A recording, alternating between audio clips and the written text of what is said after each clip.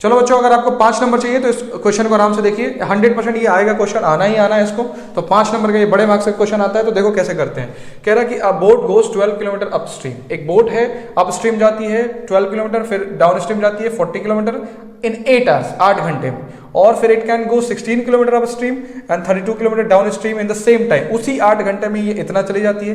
Find the speed of the boat in still water and the speed of the stream. आराम से मैं समझाता हूँ, आराम से समझो, ठीक।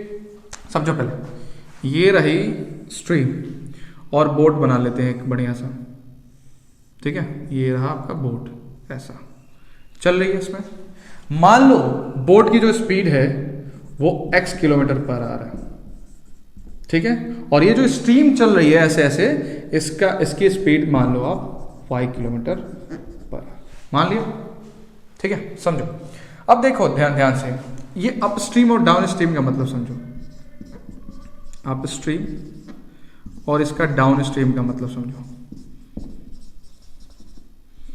अप स्ट्रीम का मतलब होता है कि स्ट्रीम का अगेंस्ट, ऐसे स्ट्रीम बह रही है और बोट ऐसे आ रही है, तो ये होता है अप स्ट्रीम।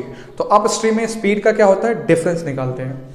तो अप स्ट्रीम में अगर आपने इसको x माना उसको y, तो ये x माइनस वाई हो जाएगा। समझो, अप स्ट्रीम का मतलब अगेंस्ट द स्ट्रीम होता है, और डाउन स्ट्रीम का मतलब स्ट्रीम के साथ, स्ट्रीम ऐसे चल रही है तो बोट भी उसी के साथ ऐसे चल रही है, इसका मतलब होता है x प्लस वाई। अब समझ में आ गया होगा, ठीक है।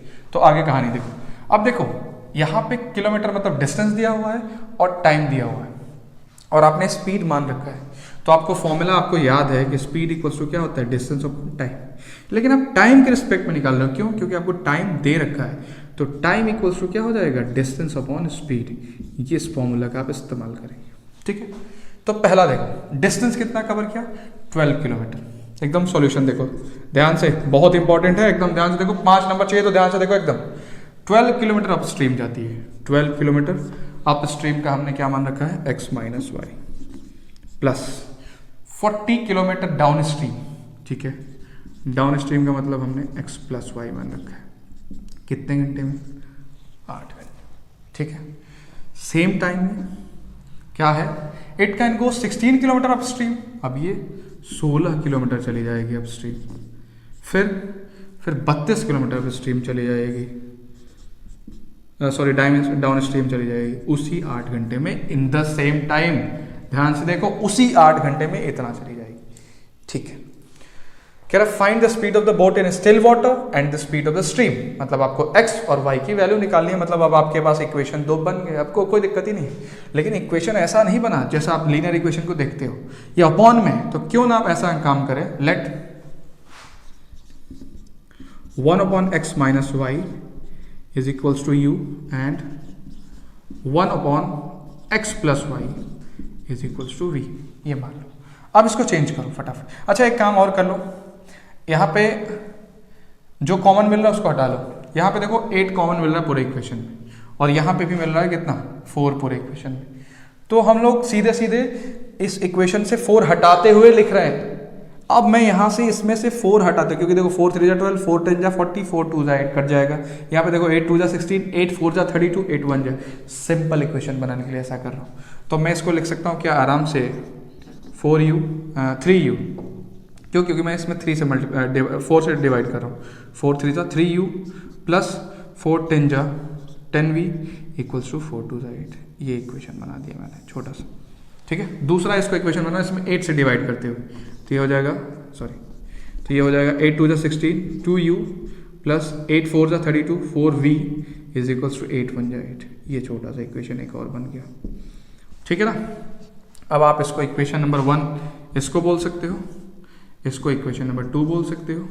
ये इक्वेशन नंबर आपका 3 हो गया, और ये आपका इक्वेशन नंबर 4 हो गया। क्लियर है? अब देखो, अब क्या करोगे, कोफिशिएंट को इक्वेट करो फटाफट। तो ये 3u है और ये 2u है, इन दोनों में मल्टीप्लाई कर दूं। इसमें अगर 3 से मल्टीप्लाई कर दूं और इसमें 2 से मल्टीप्लाई कर दूं, तो ये दोनों इक्वेट हो जाएंगे। तो मैं इसमें किससे मल्टीप्लाई कर रहा हूँ, 2 से, और इसमें मैं किससे मल्टीप्लाई कर रहा हूँ, 3 से।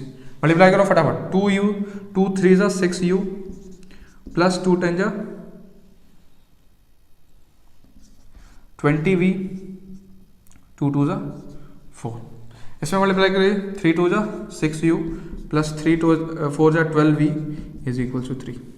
देखो 6u और 6u इक्वेट हो गए कि नहीं हो गए।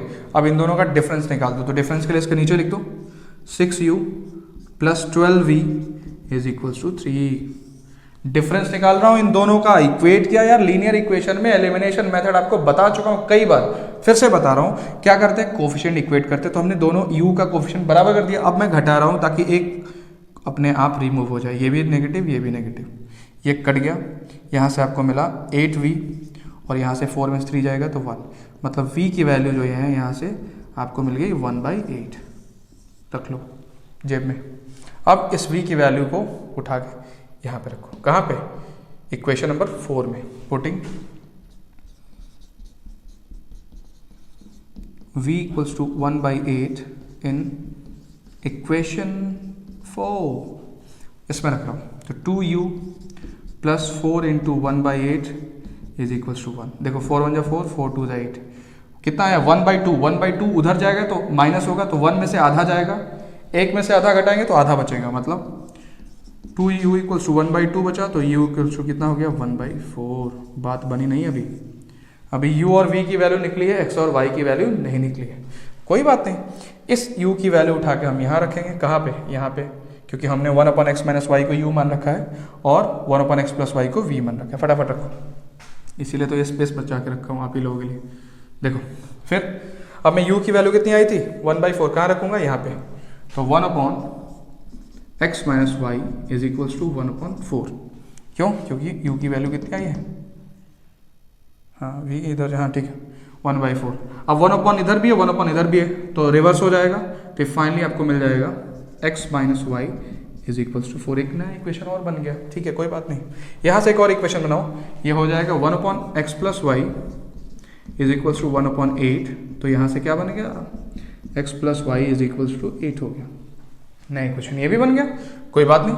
ध्यान से देखो y बराबर है और प्लस माइनस भी है, तो दोनों इक्वेशन को जोड़ दो, तो दोनों को जोड़ोगे तो ये कट जाएगा, x और x कितना हो गया 2x इज इक्वल्स टू 8 और 4 कितना हो गया 12, तो x इक्वल्स टू क्या हो गया 12/2, कितना आ गया 6 किलोमीटर पर आवर।